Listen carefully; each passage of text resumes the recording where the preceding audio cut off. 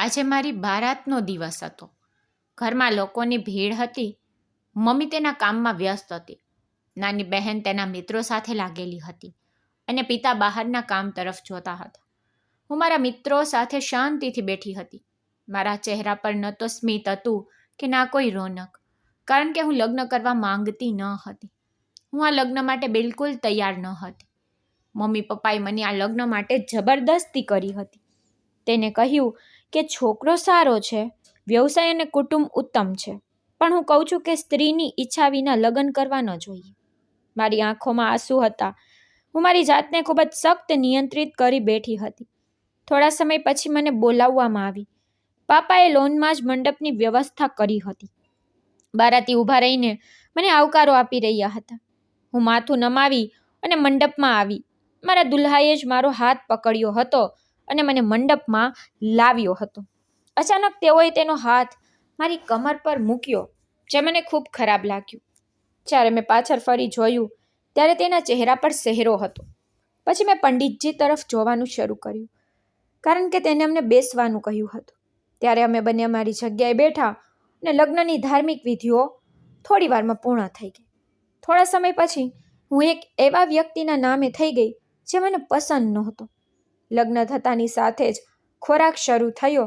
મને લાગ્યું કે હવે મારા પતિ તેના ચહેરા પરથી ચહેરો દૂર કરશે, પણ હું આશ્ચર્ય પામી કે મારા પતિએ હજુ તેનો ચહેરો બતાવ્યો ન હતો. મારી એક બે મિત્રો પણ મારા કાનમાં આવી અને કહ્યું કે વરરાજા પોતાનો ચહેરો કેમ નથી બતાવી રહ્યા. મને પણ આ જ પરેશાન કરતો હતો, પરંતુ મેં પણ મૌન રહેવું વધુ સારું માન્યું. થોડા સમય પછી વિદાય કરવાનું કહેવામાં આવ્યું. મારું દિલ કહેતું હતું કે હું આજે મારા માતા પિતાને ન મળું, પણ હું એક પુત્રી હતી. હું માને ગળે લાગી ખૂબ રડી, પણ મેં તેને કાનમાં કહ્યું કે હું તમને અને મારા પિતાને માફ કરીશ નહીં. આ કહીને હું તેમની પાસેથી અલગ થઈ ગઈ. હું જાણતી હતી કે મેં આ ક્રિયા ખૂબ જ ખોટી કરી છે. તે બિચારા લોકો આખી રાત અસ્વસ્થ રહેશે, પરંતુ મેં કંઈ વિચાર્યું નહીં. પરંતુ જ્યારે મેં મારી નાની બહેનને ગળે લગાવી ત્યારે હું ખૂબ રડતી હતી, કારણ કે હું હંમેશા તેને માની જેમ પ્રેમ કરતી હતી. તે મારા માટે મારી બહેન ન હતી, પણ મારી પુત્રીની જેમ હતી. પછી હું મારા પતિ સાથે કારમાં બેઠી અને આશ્ચર્યમાં હું ફરી એકવાર પડી ગઈ હતી, કારણ કે આ કાર શણગારેલી ન હતી. નહીંતર સામાન્ય રીતે ગાડી ખૂબ જ શણગારેલી હોય છે, પણ એક વાતની મને અનુભૂતિ હતી કે મારા પતિ ખૂબ અમીર છે, કારણ કે બધી કાર મર્સિડીઝ હતી. બારાતમાં એક પણ બસ આવી ન હતી અને અમારી કાર સાથે ઘણા વાહનો કતારમાં ચાલી રહ્યા હતા. લાંબા અંતર પછી કાર એક મોટા મેન્શન સામે રોકવામાં આવી. મેં ચારે બાજુ નજર દોડાવી તો હું સતબત થઈ ગઈ, કારણ કે હું મારા ભાગ્ય પર વિશ્વાસ કરી શકી નહીં. મારા પતિએ મારા ખંભા પર હાથ મૂક્યો અને ધીમા અવાજમાં બોલ્યા, કારમાંથી ઉતરો. મેં પાછળ વળી અને ફરી એકવાર મારા પતિને જોયા, પરંતુ તેના ચહેરા પર ચહેરો હતો. ચૂપચાપ કારમાંથી બહાર આવી તો તરત જ 4 નોકરાણીએ મને સંભાળી. 2 મારો લહેંગો સંભાળ્યો અને જ્યારે 2 પાછળ ચાલી રહી હતી. મારા પતિ ક્ષણમાં ગાયબ થઈ ગયા હતા. મહેમાનો અંદર આવવાનું શરૂ કરી દીધું હતું. દરેક જણ સાથે મળી કોઈ ગીત ગાતા હતા. મને ખબર નથી કે હવે મને એક ક્ષણ માટે કેમ ડર લાગ્યો. હું નર્વસ હતી અને એક બાજુ ઊભેલી. નોકરાણીએ મારો હાથ પકડ્યો. તે મારા ખંભાને થપકી આપતા મધ્યમ અવાજમાં બોલી, દુલ્હન, ડરશો નહીં, આ અહીંની ધાર્મિક વિધિ છે. અંદર પ્રવેશતાની સાથે જ મારા પર ગુલાબના ફૂલોનો વરસાદ થયો. મારી આંખો આવા અદ્ભુત સ્વાગત પર નમ બની ગઈ હતી. તે નોકરાણી મને હોલના સોફા પર લાવી. હું ત્યાં બેઠી તો દરેક મારી આસપાસ એકઠા થઈ ગયા, પરંતુ કોઈ કશું બોલી રહ્યા ન હતા. મેં વિચાર્યું કે હવે અહીં હંગામો થશે અને કુટુંબની ધાર્મિક વિધિઓ થશે, મને ભેટો આપવામાં આવશે, પરંતુ અહીં મામલો અલગ હતો. કોઈ કોઈની સાથે વાત કરી રહ્યું ન હતું. દરેક જણ માથું નમાવી બેઠા હતા. ત્યારે અચાનક મારી સાસુ મારી પાસે આવી અને એક કાગળમાં લપટાયેલી ભેટ મારી તરફ લંબાવતી વખતે બોલી, લો વહુ રાણી, આ ભેટ છે. સવારે આ ભેટ સબૂત સાથે પાછી આપી દેજો. મેં હેરાનગીથી તેની સામે જોયું. તરત જ મારા હૃદયમાં એક પ્રશ્ન આવ્યો કે હું તેને પૂછું કે ભેટ ક્યારે પાછી આપવામાં આવે છે. પણ હું નવી દુલ્હન હતી. હું આવી કોઈ વસ્તુ વિશે વાત કરીને કોઈની નજરમાં ઝૂકવા માંગતી નહોતી. તેથી જ મેં ચૂપચાપ માથું હલાવ્યું. તેણે ફરી એકવાર નોકરાણીને અવાજ આપ્યો. 2 નોકરાણી મારી નજીક આવીને મને મારા વરરાજાના રૂમમાં પકડીને લઈ ગઈ. હું ધબકારાવાળા હૃદયથી ઓરડાના દરવાજાની નજીક આવી. જ્યારે કોઈ નોકરાણીએ દરવાજો ખોલ્યો અને મને અંદર લઈ જતા બોલી, તમારી સંભાળ રાખો, સવારે મળશે. આ કહીને તે બંને ચાલ્યા ગયા અને હું મારા ઓરડાની અંદર પ્રવેશી. પણ આગળનું દ્રશ્ય જોયા પછી મારી આંખો ફાટી ગઈ, કારણ કે સામે 7 પલંગ રાખેલા હતા. પણ આ કઈ ધાર્મિક વિધિ હતી? પણ હજુ હું પાછળ ફરતી આ પહેલાં કોઈએ મારા પેટ પર તેનો હાથ રાખ્યો. પણ મારો તો જાણે જીવ નીકળી ગયો હતો કે આ રૂમમાં કોણ આવ્યું. મને ખબર ન હતી, પરંતુ તે વ્યક્તિએ મારા કાનમાં કહ્યું, જેનાથી મને રાહત મળી, કારણ કે તે મારા પતિનો અવાજ હતો. તેને કહ્યું, મને ખબર છે તને આ બધું સારું નહીં લાગ્યું. તારા હૃદયમાં હજારો પ્રશ્નો હશે કે આ બધું શું છે. પણ મેં આ વખતે મારી જાતને પલટવાથી રોકી નહીં, પણ હું પલટાઈ ગઈ હતી અને મારી નજર મારા પતિના ચહેરા પર ગઈ. પરંતુ તેના ચહેરા પર એક નિશાન હતું જે આંખમાંથી પસાર થઈ રહ્યું હતું, અને જ્યારે મેં આંગળી તે નિશાન પર ફેરવી તો મને દુઃખ થયું. તેને મારી કમર પહેલેથી જ પકડી હતી. પછી તેને મને ગળે લગાડતા કહ્યું, તને મારા નિશાનથી ડર લાગતો નથી? મેં તેમની તરફ જોયું અને ધીમા અવાજમાં બોલી, મને આ નિશાનથી ડર લાગતો નથી, પણ દુઃખ થાય છે. મારા પ્રશ્ન પર તે સંપૂર્ણ મૌન હતા. અચાનક તેને મને પોતાનાથી અલગ કરી દીધી. મારા કાંડાને પકડ્યા પછી તે મને ઓરડામાંથી બહાર લઈ અને કોરિડોર તરફ વધ્યા. મારો લહેંગો ખૂબ ભારે હતો, જે મારે માટે હેન્ડલ કરવું ખૂબ મુશ્કેલ હતું, પણ હું પોતાને સંભાળતી રહી. પછી તે મને કોરિડોરમાં બનેલા છેલ્લા રૂમ પાસે લઈ ગયા, જે કાળા રંગનો હતો. પછી તે મને રૂમની અંદર લઈ ગયા, પણ તે ઓરડાની સુંદરતા જોઈને હું એક ક્ષણ માટે ખોવાઈ ગઈ. તે રૂમ ગ્રે અને કાળા રંગના કોમ્બિનેશનમાં હતું. આખું ફર્નિચર તેવા રંગનું હતું. મેં મારા પતિને આશ્ચર્યચકિત નજરે જોયા જ્યારે તે સોફા પર બેઠા હતા. તેને આંગળીના હાવભાવથી મને બોલાવવાનું શરૂ કર્યું. હું લહેંગાને સંભાળતી તેની નજીક ગઈ. જ્યારે તેને મને તેની નજીક બેસાડી ગળે લગાવી લીધી. મને આ બધું એક સ્વપ્ન જેવું લાગ્યું. અચાનક મારા લગ્ન થવા, તે પણ આટલા અમીર ઘરમાં, થોડા સમય પહેલાં મારી સાથે જે થયું તેના વિશે વિચારતા મને ખરેખર એક સ્વપ્ન જેવું લાગ્યું હતું. પરંતુ હવે સપના મને સાચા લાગતા હતા. તે પછી તેઓ મને ખૂબ જ આરામથી અલગ કરી અને બોલ્યા, છોકરી, આ જિંદગી જો તારે મારી સાથે વિતાવી છે તો ફિઝુલ હરકત મારી સામે ન કરતી, અને હું જે કરી રહ્યો છું તે કરવા દેજે. દિવસ તમે મારી સામે કોઈ પ્રશ્નો પૂછવા માટે ઊભા થયા, યાદ રાખો તે દિવસ મારા જીવનમાં અને આ ઘરમાં તારો છેલ્લો હશે. હું તને છૂટાછેડા આપી દઈશ. મેં મારા પતિને 2 યકીની આંખોથી જોયા હતા, જે પહેલી રાત્રે મને છૂટાછેડા આપવાની વાત કરી રહ્યા હતા. હું કંઈક કહું તે પહેલાં તેને મને તેના હાથમાં ઉપાડી અને મને સીધા પલંગ તરફ લઈ આગળ વધ્યા. મારું હૃદય જોરથી ધડકતું હતું. છેવટે આ શું થઈ રહ્યું છે? છેવટે આ કોણ છે અને તે શું કરવા માંગે છે? હું તે જાણતી નથી. બીજે દિવસે સવારે મારી આંખ સૂર્યના પહેલા કિરણ પર ખુલી હતી, પણ તે માણસ ક્યાંય પણ ન હતો. એક ક્ષણ માટે મારું હૃદય ધડકવાનું ભૂલી ગયું હતું. ઓરડાનો રંગ બ્લેક હોવાને કારણે તે અંધકારમાં ડૂબી ગયો હતો. હું તરત જ ઊભી થઈ અને વોશરૂમ તરફ ગઈ, પરંતુ વોશરૂમમાં પ્રવેશતા આગળનું દ્રશ્ય જોઈને હું ચીસો પાડી ઉઠી, કારણ કે મારો પતિ વોશ બેસિનમાં તેના લોહીવાળા હાથ ધોઈ રહ્યો હતો. હું તરત જ બહાર આવી હતી અને દિવાલ સાથે ટકરાઈને બેસી ગઈ. આ બધું મારી સમજણની બહાર હતું. આ બધું શું હતું? 5 મિનિટ પછી દરવાજો ખુલ્યો અને મારા પતિ ઓરડાની અંદર આવ્યા. તેને મારા અસ્તિત્વ પર એક નજર નાખી અને કહ્યું, એક પ્રશ્ન પર મોંમાંથી બહાર આવ્યો તો છૂટાછેડા માટે તૈયાર રહેજે. આટલું કહી તેઓ પલંગ પર બેઠા અને ધીમા અવાજમાં બોલ્યા, તમારા કપડાં વોશરૂમની અંદર છે, જાઓ ચેન્જ કરો. પછી હું તમને તમારા માતા પિતાને મળવા લઈ જઈશ. મેં તે માણસને ફાટેલી આંખોથી જોયો. તે કોણ હતો? શું કામ કરતો હતો? હું કંઈ પણ સમજી શકી નહીં, પરંતુ તેની શૈલી મારી સમજણની બહાર હતી. તેનો ચહેરો જોઈને મને પ્રથમ વખત વહેશત થઈ અને હવે ડર પણ આવી રહ્યો હતો. હું બધી વસ્તુઓની અવગણના કરી બાથરૂમમાં આવી. વોશરૂમમાં ક્યાંય પણ લોહી ન ટીપું ન હતું. ના લોહીની સુગંધ આવી રહી હતી. મેં મારું માથું ઝટક્યું. આગળ લાલ રંગનો ફ્રોક અને દુપટ્ટો લટકી રહ્યો હતો. મેં ભગવાનનો આભાર માન્યો કે ત્યાં કોઈ ગંદા કપડાં નથી, કારણ કે મને ગંદા કપડાં જરા પણ પસંદ નથી. હું તરત જ નહાઈ અને કપડાં પહેરીને બહાર આવી. જ્યારે હું બહાર આવી ત્યારે તે પલંગ પર પડેલા મોબાઈલ જોઈ રહ્યા હતા. પછી હું અરીસાની સામે ઊભી રહી અને મારા વાળને બરાબર કરવાનું શરૂ કર્યું. મને શક્ય તેટલી વહેલી તકે મારી માને મળવાની ચિંતા હતી. હું તેને મળવા અને પૂછવા માંગતી હતી કે આ શું હતું, આ લોકો કોણ છે અને તેમને આવા મોટા પરિવારનો સંબંધ કેવી રીતે મળ્યો, અને આ 7 પલંગનું રહસ્ય શું છે, અને મારા સાસુની ભેટ અને તેમને પાછી આપવી, આ વાત શું છે. મેં મારી સાસુની આપેલી ભેટ ખોલવા હાથ લંબાવ્યો તો મારા પતિએ તે ભેટ હાથમાં લઈ લીધી અને કહ્યું, તમે જાણો છો કે તેની અંદર શું છે?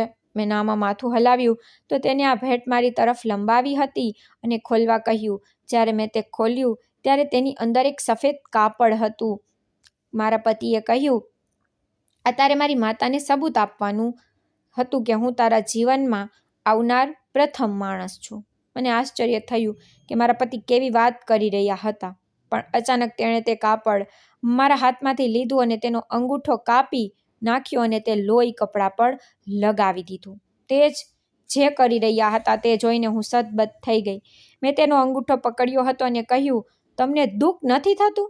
જ્યારે મેં મારા દુપટ્ટા સાથે તેનું લોહી રોકવાનો પ્રયત્ન કર્યો ત્યારે તે હસતા હતા. મને થયું, આ માણસ કોણ છે અને આવું કેમ કરે છે? તેને કહ્યું, ઉતાવળ કરો, મારી પાસે સમય નથી, મને કામના સંબંધમાં બહાર જવું છે. મને આશ્ચર્ય થયું. મેં તે વ્યક્તિ પર એક નજર નાખી. મને હવે તેના એ નિશાનથી ડર લાગતો હતો, પણ મેં મારી નજર નીચી કરી દીધી. તેને કહ્યું, મારી પ્રિય પત્ની, તું જાણે છે કે તમે હવે મારા નિશાનથી ડરો છો, પરંતુ તમારે મારાથી ડરવાની જરૂર નથી, નહીં તો હું ક્યારેય પતિમાંથી શેતાન બની જઈશ ને ખબર પણ નહીં રહે. પછી તે મને તેની સાથે ઓરડામાંથી બહાર લઈ ગયા હતા. તેને કહ્યું કે તે મારી માતાના ઘરે નાસ્તો કરશે અને આ ભેટ માને આપી દે. મેં તે ભેટ શરમ સાથે મારી સાસુને આપી દીધી. તેને આ ભેટ જોઈ મને ગળે લગાડી અને ઘણી નોટો મારા પરથી ઉતારી નોકરાણીને આપી. મારી સાસુએ મારા પતિને કહ્યું કે વહુને ઝડપથી ઘરે લાવજે, કાલે રિસેપ્શન છે. ઘરની વહુ રિસેપ્શન સુધી બહાર જતી નથી, પણ તારી જીદને કારણે હું મજબૂર છું.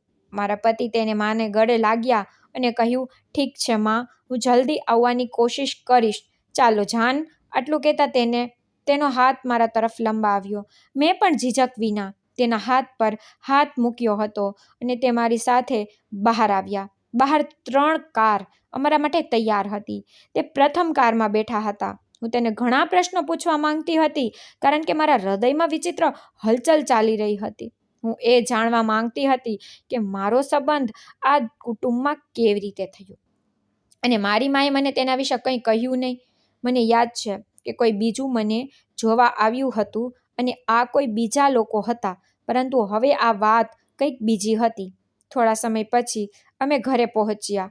ઘરની અંદર પ્રવેશી ત્યારે મારા માતા અને પિતા બેઠા હતા અને વાતો કરતા હતા.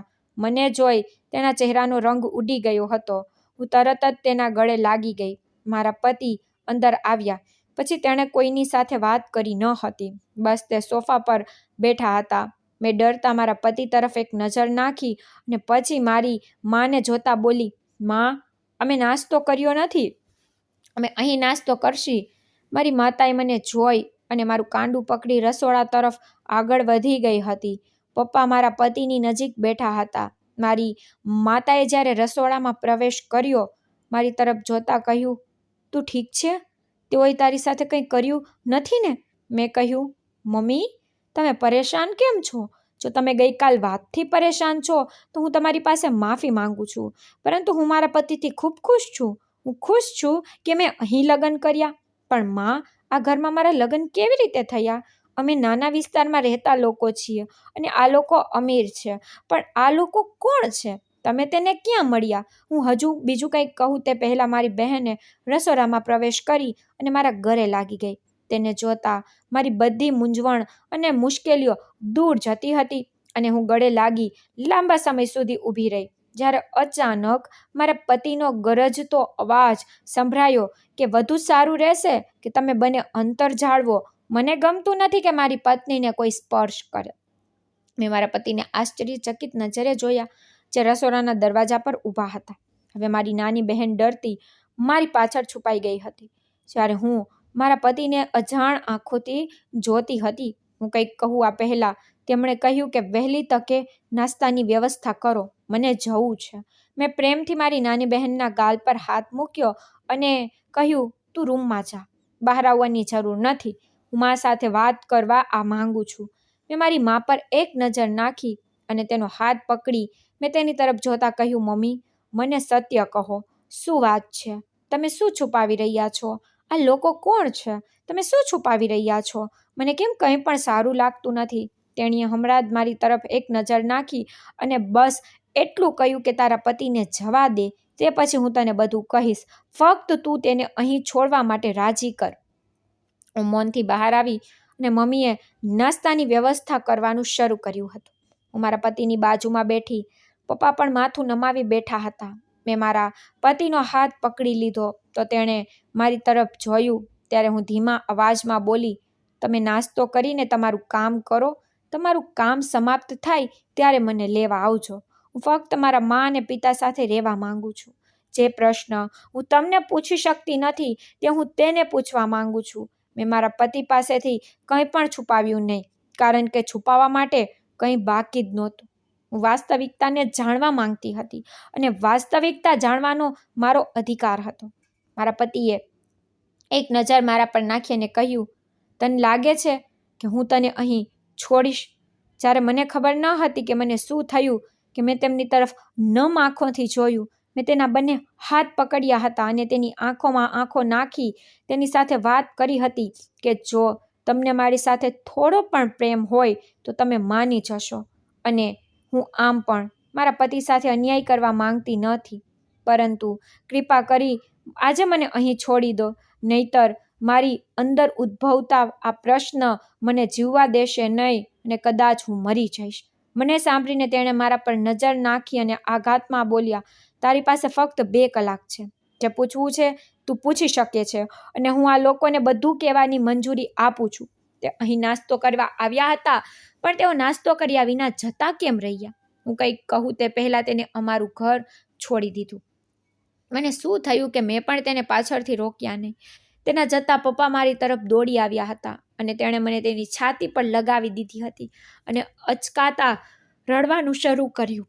મારા પિતાની આ સ્થિતિ જોઈને હું સતબત થઈ ગઈ. મેં કહ્યું, પપ્પા, આ કોણ છે? મારી વાત સાંભળ્યા પછી મારા પિતા એકદમ મૌન હતા. મા પણ રૂમમાં આવી હતી અને હવે નાની બહેન તેના ઓરડામાંથી બહાર આવી ગઈ હતી. અમારા ઘરમાં મૃત્યુની જેમ મૌન હતું. અને પછી માએ મારી તરફ જોતી વખતે કહ્યું, અમને માફ કર દીકરા, અમને ખબર ન હતી. અમે તારો જ્યાં સંબંધ કરી છીએ તે સામાન્ય માણસ નથી, પરંતુ માફિયા ગેંગના સભ્ય છે. મેં મારી માતાને મોટી આંખોથી જોવાનું શરૂ કર્યું કે તે શું બોલી રહી છે. તે બોલી, તારો પતિ સામાન્ય માણસ નથી, પરંતુ માફિયા ટીમનો કિંગ છે, જેના હેઠળ ઘણી ટીમો કામ કરે છે. અલબત્ત તે ખરાબ લોકોને દૂર કરે છે, પરંતુ તેનું કાર્ય સારું નથી. મારી આંખો ઝૂકી ગઈ હતી. હું આ લોકોને જોઈને સમજી ગઈ હતી કે કંઈક ખોટું છે. મમ્મી બોલી, અમને કહેવામાં આવ્યું કે જે છોકરા સાથે તમે લગ્ન કરી રહ્યા છો તે એક સામાન્ય માણસ છે, સરકારી કામો કરે છે અને અમારી સામે પણ તેને જ લાવવામાં આવ્યો હતો. પરંતુ આ બધું છેલ્લા પ્રસંગે ચાલુ થયું. ખબર નથી કે આ વ્યક્તિ ક્યાંથી આવી ગયો. આખા લગ્નમાં તેને સહેરો તે માટે બાંધ્યો હતો જેથી કોઈ તેને ઓળખી ન શકે. તેની માં જે ફક્ત એક ખૂણામાં બેઠેલી હતી. કારણ એ હતું કે કોઈ પણ આ લોકો સાથે વાત કરી શકે નહીં, કારણ કે આ લોકો ખૂબ ઘમંડી છે.